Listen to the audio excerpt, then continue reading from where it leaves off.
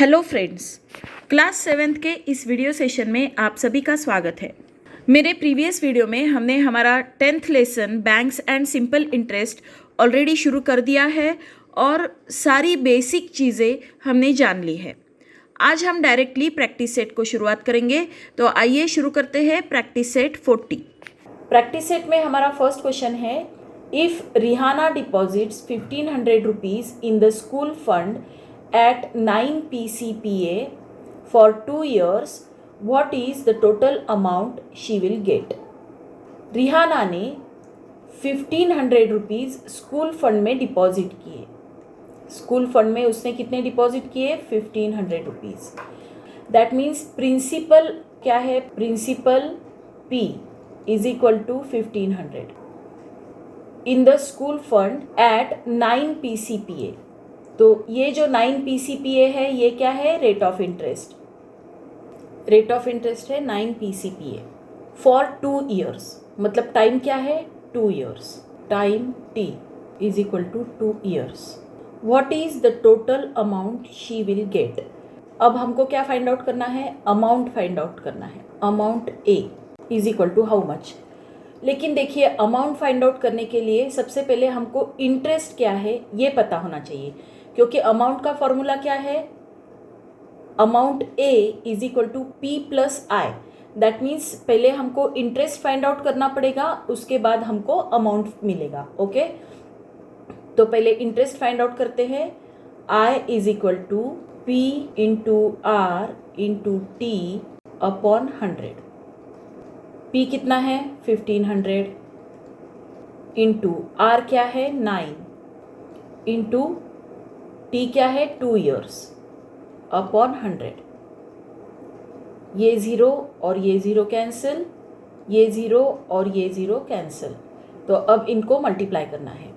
15 into 9 into 2। तो देखिए easily कैसे कर सकते हैं? 15 2 ज़ा 30 आता है और 3 9 ज़ा 27। तो 27 पे एक ज़ीरो आ जाएगा, तो क्या आएगा? इंटरेस्ट 270। तो इंटरेस्ट हमको मिला है 270 रुपीज़। अब अमाउंट क्या रहेगा? Amount A is equal to P plus I, मतलब प्रिंसिपल प्लस इंटरेस्ट। तो प्रिंसिपल क्या है? 1500 प्लस आई क्या है? 270। तो इनको ऐड करना है। 1500 प्लस 270 क्या आता है? ये आता है 1770 रुपीज़। अब आंसर लिखेंगे। What is the total amount she will get? She will get 1770 rupees. तो ये है हमारा आंसर। Now next question. हमारा नेक्स्ट क्वेश्चन है, Jethalal took a housing loan of 2,50,000 rupees from a bank at 10 PCPA। Jethalal ने 2,50,000 rupees का housing loan लिया। उसका रेट ऑफ इंटरेस्ट क्या था? 10% पर एनम फॉर 5 ईयर्स। मतलब T क्या है? टाइम क्या है? 5 ईयर्स। प्रिंसिपल है 2,50,000, रेट ऑफ इंटरेस्ट है 10 PCPA और टाइम है 5 years. What is the yearly interest he must pay and the total amount he return to the bank? हमको यहाँ पर ईयरली इंटरेस्ट फाइंड आउट करना है। ओके, हमको टाइम 5 साल का दिया है, मतलब जब हम आय फाइंड आउट करेंगे इंटरेस्ट, तो वो 5 साल का निकलेगा। हमको 1 साल का इंटरेस्ट बताना है। ओके, पहले लिख लेते हैं क्या क्या दिया है। प्रिंसिपल क्या है? प्रिंसिपल है 2,50,000 rupees. Rate of interest R, ये कितना है? 10 PCPA और टाइम कितना है? Time is equal to 5 years. हमको ईयरली इंटरेस्ट फाइंड आउट करना है और टोटल अमाउंट फाइंड आउट करना है। Interest is equal to how much और अमाउंट इज इक्वल टू, तो सबसे पहले इंटरेस्ट फाइंड आउट करेंगे। I is equal to P into R into T upon 100। P क्या है? 2,50,000 रुपीज़। R 10 और T है 5। अपॉन 100। ये 2 ज़ीरो और ये 2 ज़ीरो कैंसिल, तो आई क्या आता है 25 5 जार 125,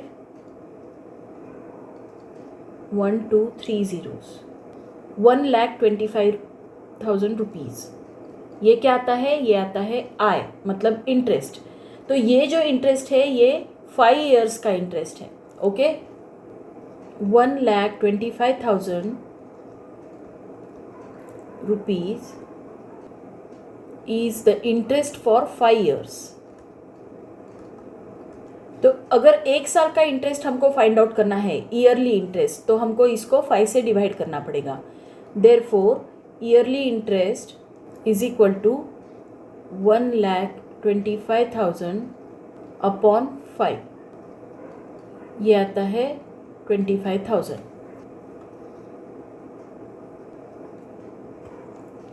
तो ईयरली इंटरेस्ट कितना है 25,000 रुपीज़। ओके, अब हमको अमाउंट फाइंड आउट करना है। Amount is equal to principal plus interest.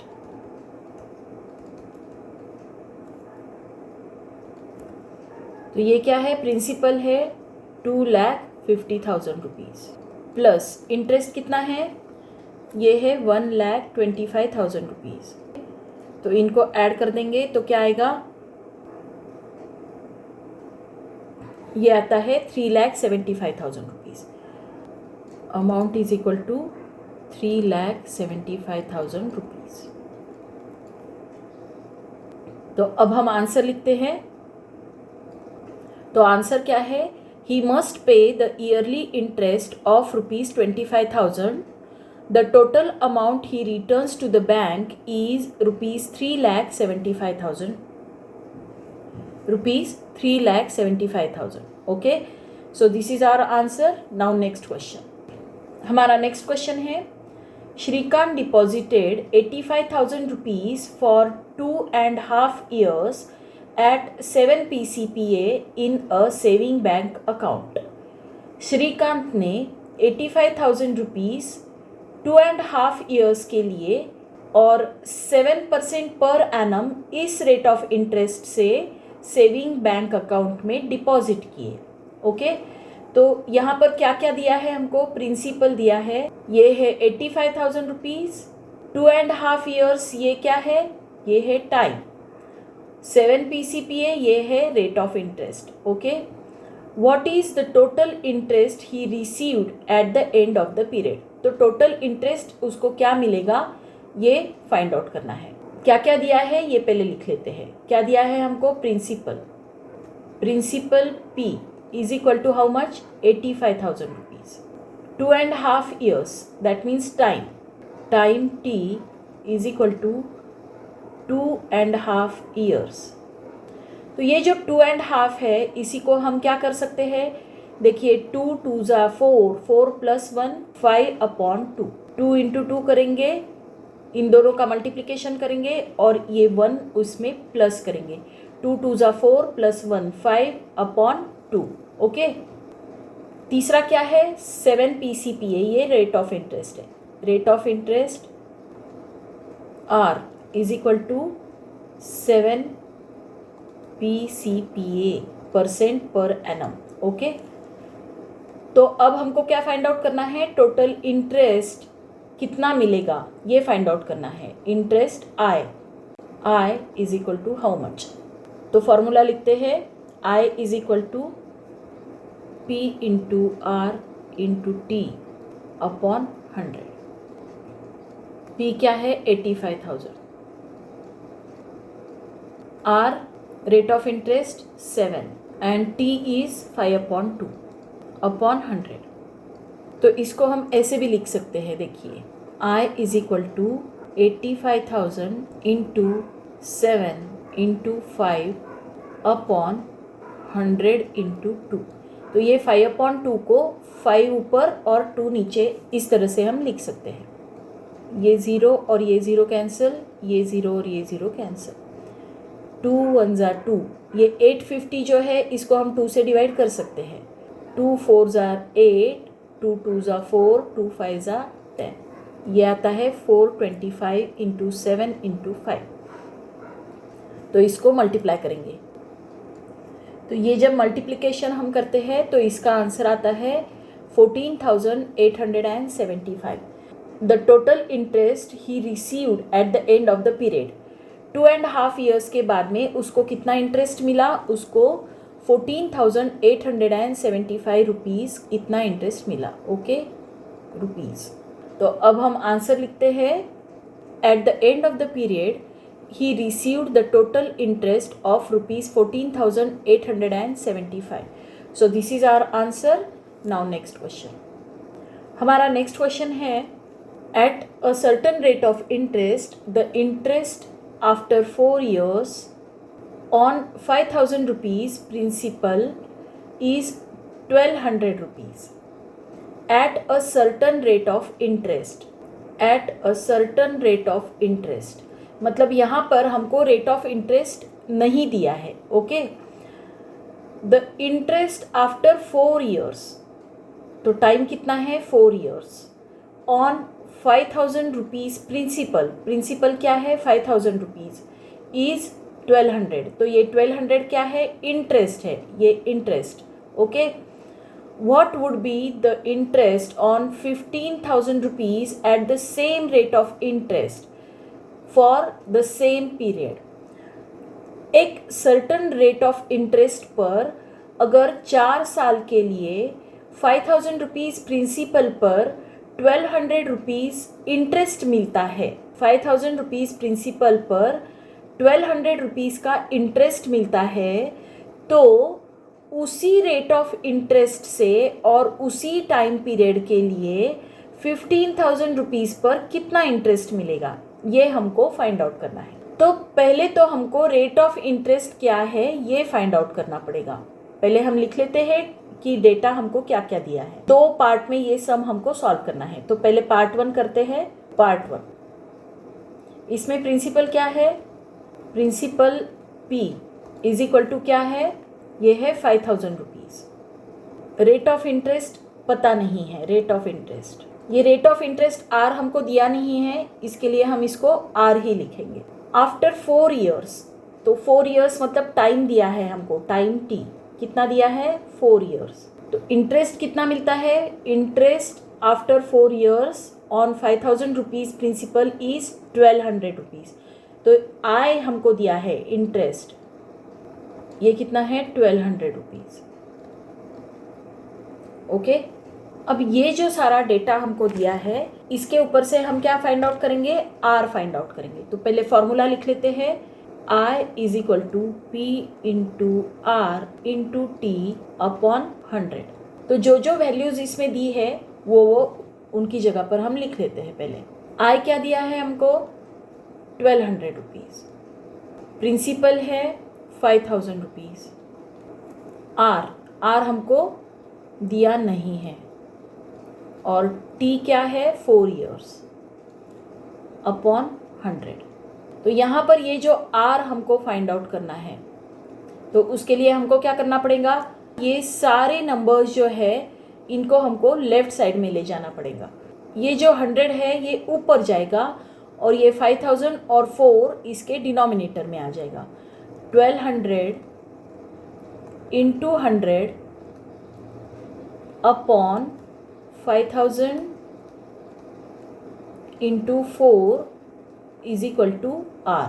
Okay, ये 0 और ये 0 कैंसिल, ये 0 और ये 0 कैंसिल, इसका ये 0 कैंसिल और ये भी 0 cancel. 5 1s are 5, 5 2s are 10, 5 4s are 20, यहाँ आता है 24। 4 1s are 4, 4 6s are 24। तो R क्या आता है, R आता है 6। R is equal to 6 PCPA। अब हमको यही R और यही T यूज़ करना है, same period and same rate of interest, दोनों सेम, सिर्फ क्या चेंज हुआ है, प्रिंसिपल चेंज हुआ है। तो सेकेंड जो सम है इसमें प्रिंसिपल क्या है, हम पार्ट 2 लिख लेते हैं यहाँ पर। पार्ट 2 में प्रिंसिपल सिर्फ चेंज हुआ है, P इज इक्वल टू 15,000 है। रेट ऑफ इंटरेस्ट 6 PCPA है, 6 PCPA। और T क्या है, ये 4 ईयर्स ही है। ये दोनों हमको सेम रखने हैं और प्रिंसिपल सिर्फ चेंज करना है। तो अब ये जो डेटा है इसके ऊपर से हमको इंटरेस्ट फाइंड आउट करना है। तो interest I is equal to P into R into T upon 100।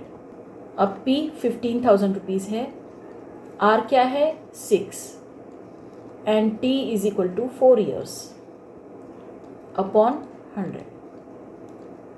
ये 2 ज़ीरो और ये 2 ज़ीरो कैंसिल।